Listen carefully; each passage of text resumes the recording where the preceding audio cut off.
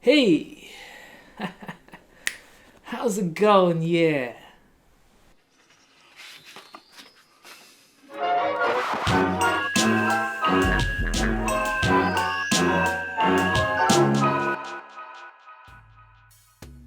Hi friends, welcome back to the challenge. This is part 3 and we're in the midpoint of our journey with 10 mysterious envelopes opened and a measly 14 to go.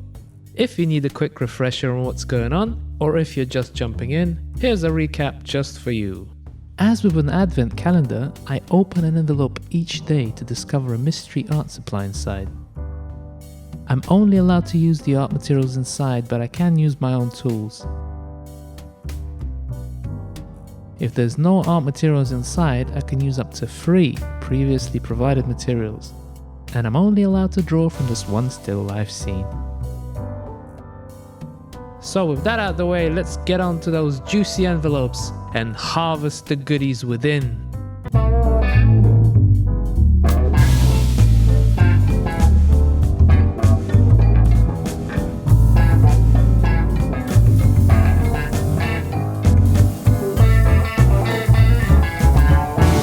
Brush, woohoo, and some,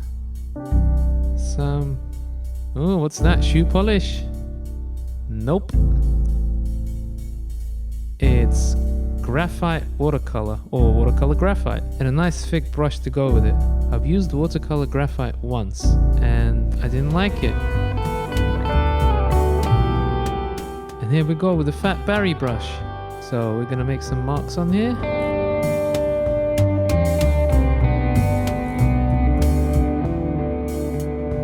So with a brush that takes up half the page, I can't go too crazy.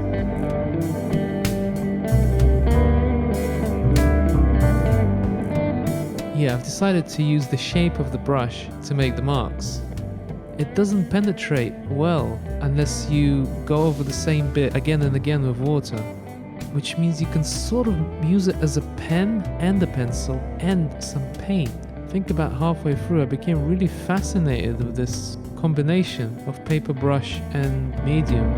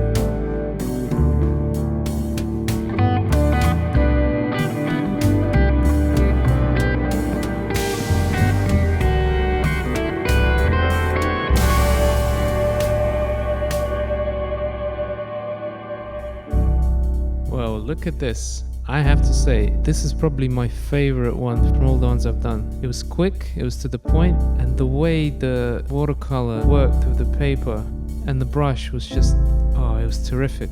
I can't really say much more about it. It kind of reminds me of an ink painting, like a hanging scroll type of deal.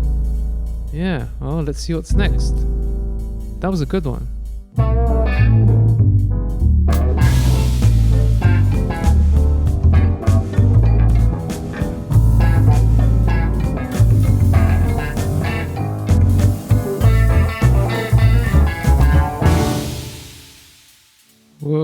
What is this? Okay, here we go. Here we have some actual Japanese watercolors and a challenge to draw women's faces in different amounts of time. So the first one is to draw a woman's face in 2 minutes. Obviously the only woman present was the fat lady reclining on the bench amongst the fruit. So she didn't have too much of a face really, more of a insinuation of a face.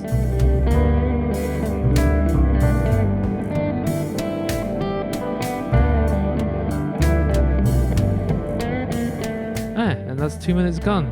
That was quick. I've still got some space on the paper. I've decided to just use the same piece of paper. Right, so if I didn't know what this was, I wouldn't have been able to tell this was a portrait of a lady's face. Not too great. So the next one is to use 7 minutes.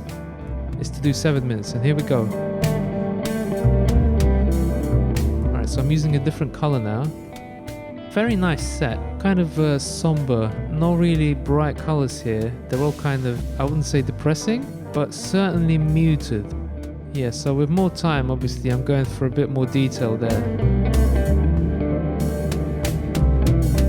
You can, in this one, tell that you've got a bit of a flabby arm there and some sort of hint of a face, but I'm just using single colors at the moment.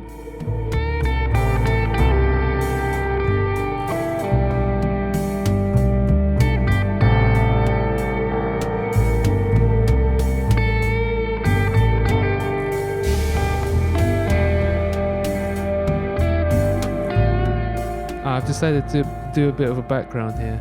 So the first color was a kind of a yellow, and the next one, I believe it was a red. As you can see, they're very muted.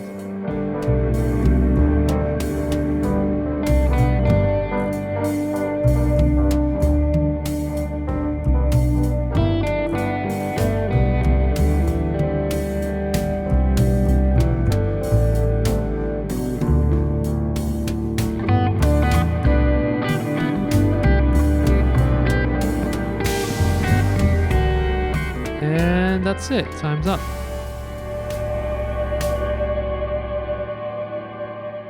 Alright, let's have a look to see what's happening here. So yeah, the first one wasn't that great. The quality of the lines are nice, but apart from that, it could be a logo for a company for all I know.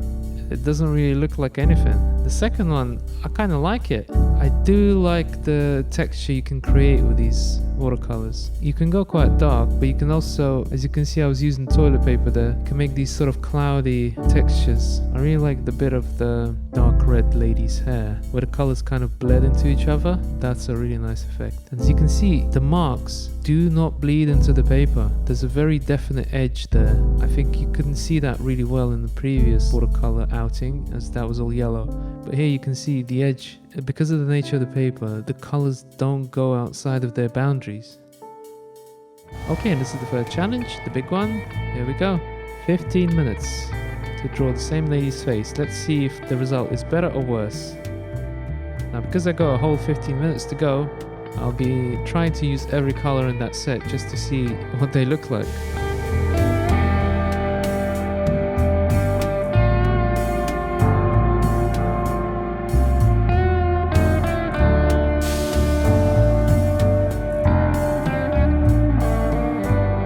Bit of a dog's paw there.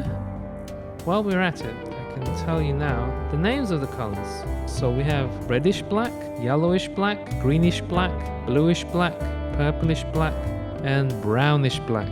So they're all black colors. So the word depressing probably would have been apt, seeing as these are all black. I mean, I wouldn't say the yellowish black was particularly black, but certainly the greenish, the bluish, the greenish and the bluish were quite similar. The purplish, the brownish and the reddish were quite similar. In fact, the bluish was more grey than blue.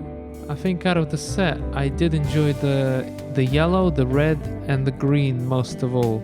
The brown just seemed like all the other colors. This is another material that I would like to work with a bit more in detail and find out more about it. I've never done sumi-e painting before, but now's my chance, of course. And yeah, it just looks very rusty. Not the paint's fault, I'm sure.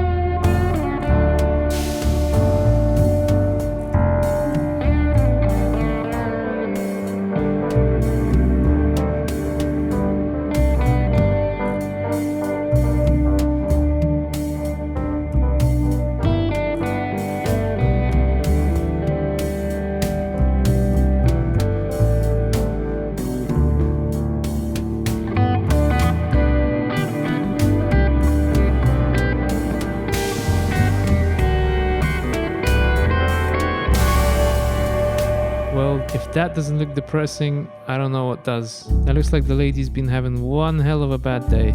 I mean, wow. But she does look like a lady in this one.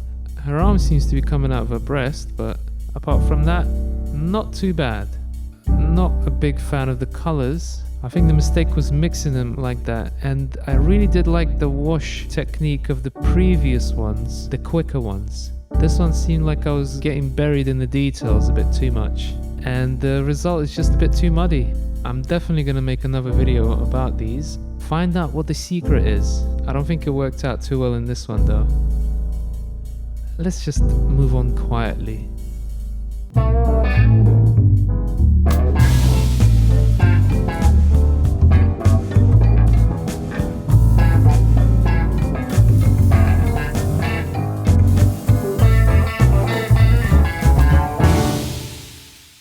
More acrylic paint. Okie dokie. Now this seems to be like a fancy pants tube of red acrylic paint. Vallejo Acrylic Studio. Alright, let's see what's so good about this one.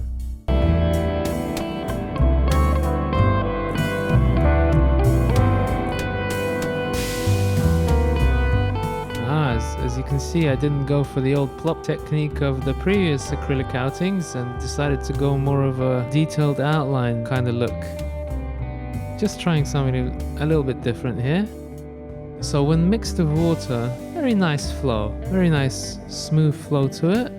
Yeah, good for coloring in bits and bobs. And then when you get a bit more paint on the brush, it goes on quite thick.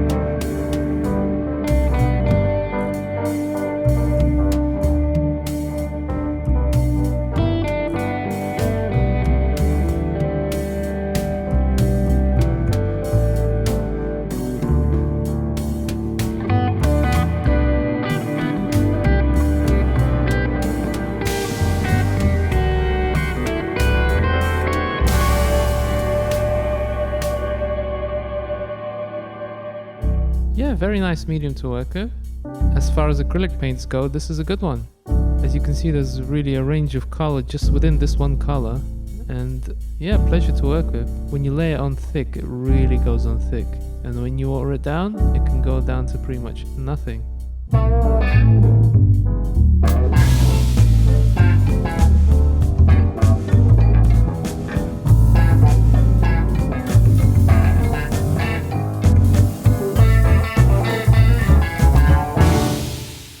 Oh, a brush. That feels like a nice brush there. So it's actually a pure Squirrel pointed brush by Handover. I'll be using it with the Japanese watercolor set. So here we go.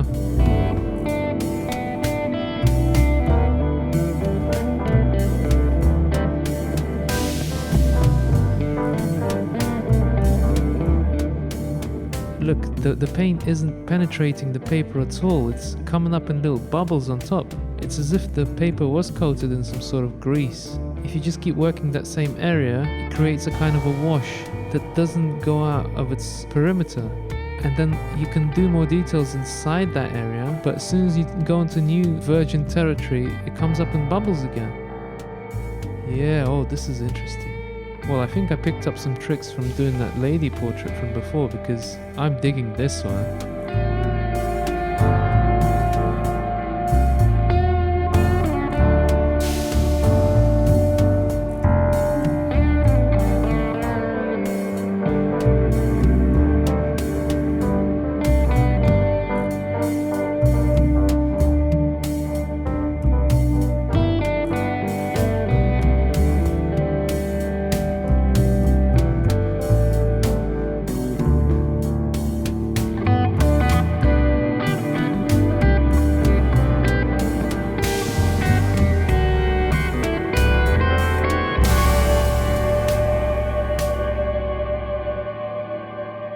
Yeah, nice and quick.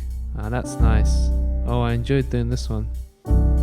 Yeah, the different kinds of effects you can get with paint not penetrating and then mixing together in other areas and creating all these sort of patterns and shapes and working with the texture of the paper. Yeah, this was a good match. And the brush was a pleasure to use. Yeah, it's really soft and it carries paint really well. Very precise. So somewhere out there's a squirrel going round with a shaved backside, but you know, one squirrel's loss is another man's gain.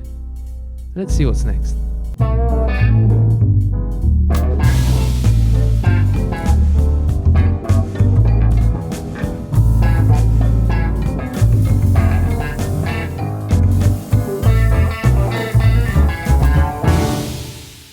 Uh-oh. We've got a funny one here, fellas. Make a collage of an interior. Alright, so we're inside. Pretty much do a collage of the scene that's inside. Since I didn't get any materials, I'll be using newspaper and Pritt stick. Okay, here we go, straight away with the background. See, I'm not making the same mistake as last time. Yep, going in with the background just so we have a nice one to work with and we don't have to go around our objects. And I believe that's the table. Yep, certainly did learn the lesson from last time. That's the black table the fruits are on.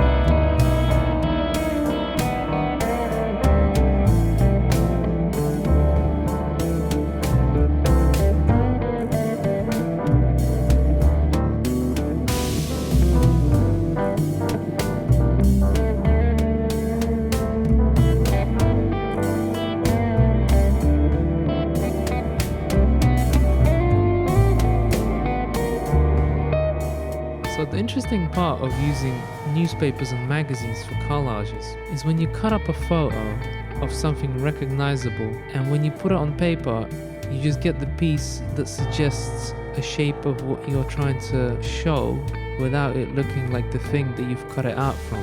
For example, if I'm cutting out a face, I don't want it to look like a face on paper when I'm sticking it on. An eye could be like an indentation of an apple, for example. So that's the trick.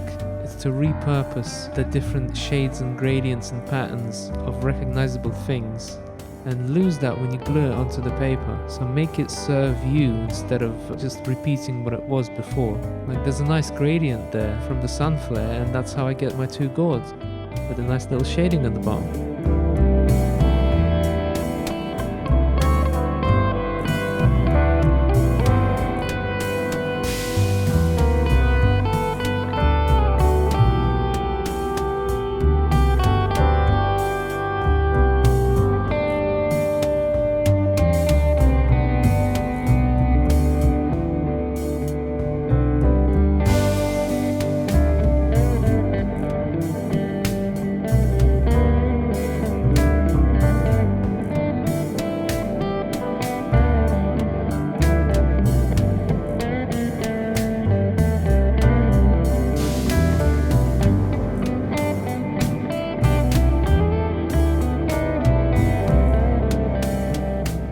There you saw the lemon with the pip. That was part of the photo. what it was in the photo. I couldn't see it, it just went by so quick, but I didn't have to cut out a special piece for the pip. That's the fun part of collages for me.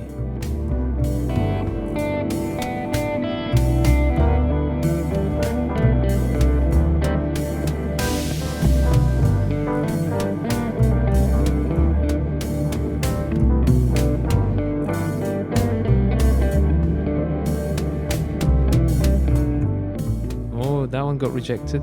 Wasn't the right color. Too similar.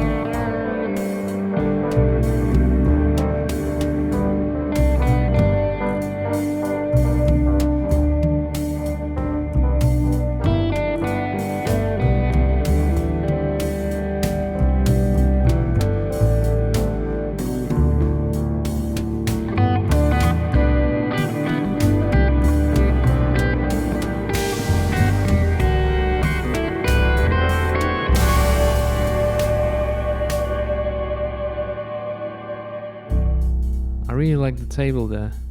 It didn't really feature much in any of the previous drawings, but here it's definitely a central part of it. The colors are quite nice as well. Yeah, good. Nice challenge. Let's see what's next. And what's next is the outro, for we have reached the end of this week's episode. This time around there were a few curveballs that didn't exactly align with the rules I set for myself, so I had to get creative. Well, let me tell ya, that's not the last time we'll be seeing those postcards. No sir. Let me know what you think in the comments. All replies are read and appreciated. Join me next week when I get to joyride the worst brush I've ever used. Ciao, bambino!